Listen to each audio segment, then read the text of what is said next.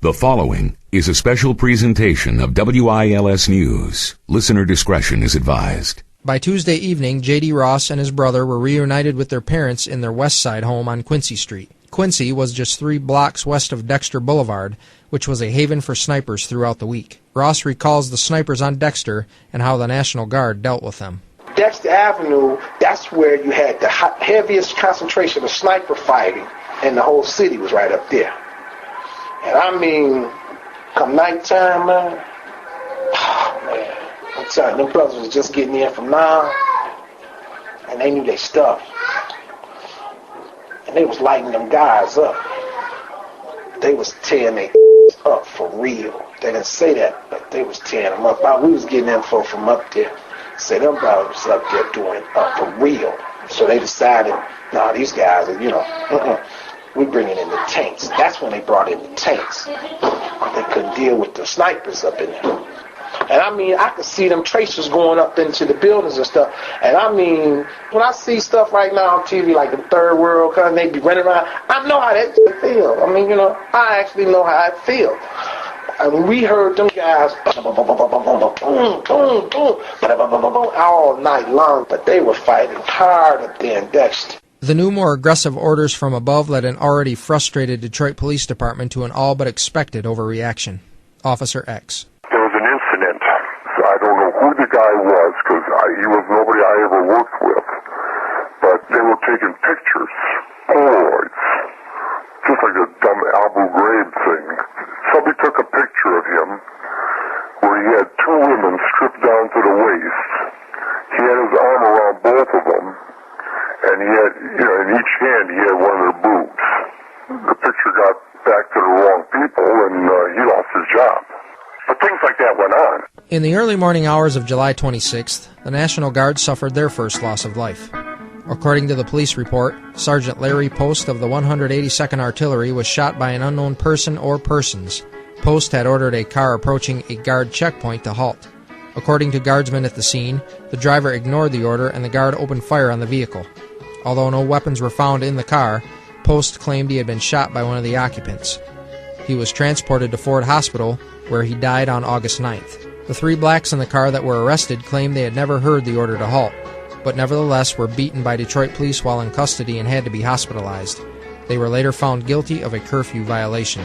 Also on the 26th, 50-year-old Helen Hall was in Detroit on a business trip and staying in the Harlan House Motel on John Lodge across the freeway from Ford Hospital. When she opened her curtain to look out her window after hearing gunfire, she was shot dead. The chief of the criminal division of the Wayne County Prosecutor's Office determined that she had been killed by a guardsman's bullet. The Detroit police claimed she had been killed with a shot from a sniper's hunting rifle. Roger Wilkins, who was part of the advisory team that had been dispatched to Washington by President Johnson, had his own encounters with edgy National Guardsmen and Michigan State troopers. The scariest people were not the police. The scariest people were the National Guardsmen and the state troopers, because most of these people were brought to Detroit from other parts of the state. And as you know, western Michigan was then quite white, and northern Michigan was also quite white. So law enforcement officers or guardsmen who came from the northern or western parts of the state, but a lot of them had never been to Detroit, and they were terrified. And I'll tell you, there is nothing scarier in this world than a teenage kid loaded down with weapons in an area where he's scared and is surrounded by people who don't look like him. The way I almost got killed was that I was out doing my patrol one night with my black assistant. He was driving, and we came to the corner of Grand River and Joy Road, and I told him to make a left turn. And there was a curfew. You couldn't be on the street, except we could, because we were federal officials. We had seen a convoy going the other way on Grand River just as we turned, and all of a sudden this whole caravan of vehicles made a U-turn, turned on all of their sirens to encircle us. And there was another guy who was driving an old beat-up white Cadillac that had broken springs, so it was limping along, And he was black, and he had wife and kids in the car. And all of a sudden they surrounded these 2 cars. And all we could do, you couldn't reach in your pocket to get your credentials. So we're screaming.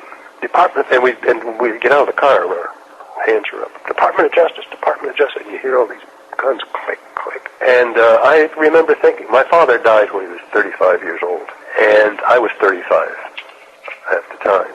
And I thought, I'm like, Daddy, I'm going to die at 35 right out here at the corner of Grand River and Joy Road. But I kept on yelling, and I saw people with loaded, cocked guns, young, scared kids pointing guns at me.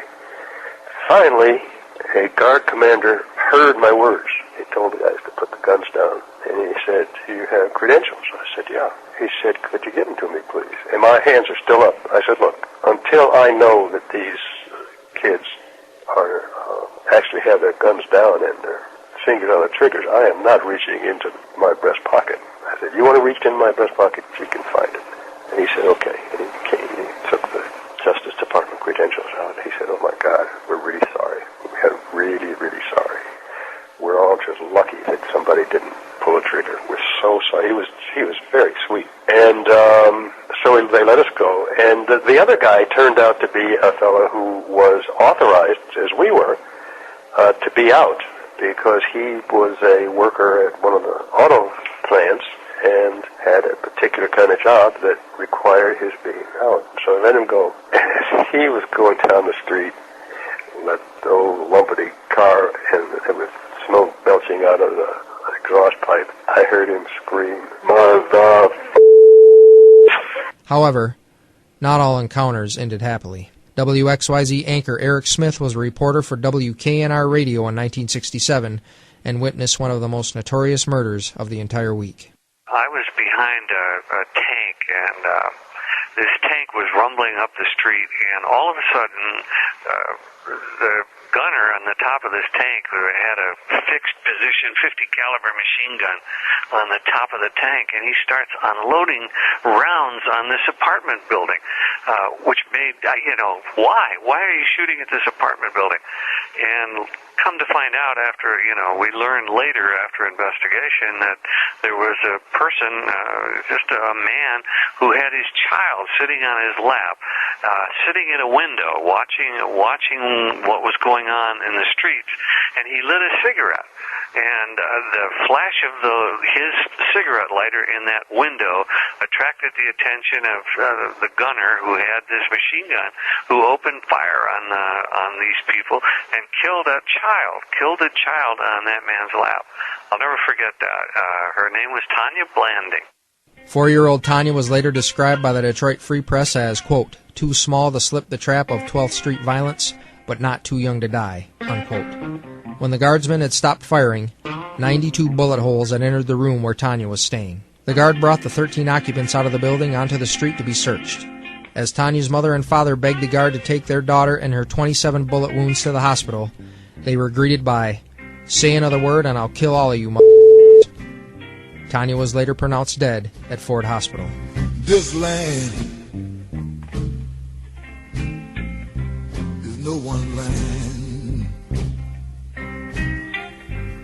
This land is your burying ground. J.D. Ross, a 15-year-old who had already seen enough death and violence during the riot to last a lifetime, told us of another homicide at the hands of law enforcement. And I'm talking to some of the neighborhood guys, and they tell me, well, what's my boy name? I think it was Hot Shot. Hot Shot was killed. I said, what? I said, yeah.